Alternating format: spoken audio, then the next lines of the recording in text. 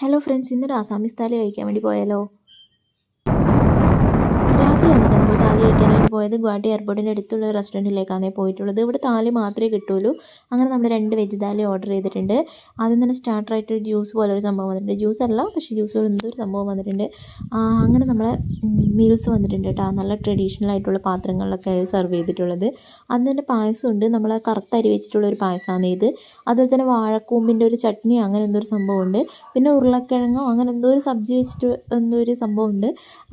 പിന്നെ baby potato പയറൊക്കെ ഇട്ടിട്ടുള്ളൊരു ഉപ്പേരി പോലൊരു സംഭവം, പിന്നെ സോയാബീൻ ഉരുളക്കിഴങ്ങൊക്കെ ഇട്ടിട്ടൊരു മസാലക്കറി, 2 ടൈപ്പിലുള്ള പരിപ്പ് കറി ഉണ്ടായിരുന്നു. ഒന്ന് മസൂർ ദാലും ഒന്ന് ഉഴുന്നിൻ്റെ ഒരു കറിയും, പിന്നെ ചോറിൻ്റെ മുകളിൽ കാണുന്ന കടുക് ചതച്ച ഒരു സംഭവമായിരുന്നു.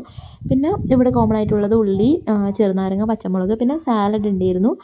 അങ്ങനെ എല്ലാം കൂടെ കഴിച്ചു. ഒരു ആവറേജ് താലിയായിരുന്നു കേട്ടോ, വലിയ കുഴപ്പമുണ്ടായിരുന്നില്ല. അങ്ങനെയായിരുന്നു. അപ്പോൾ ഓക്കെ, ബൈ.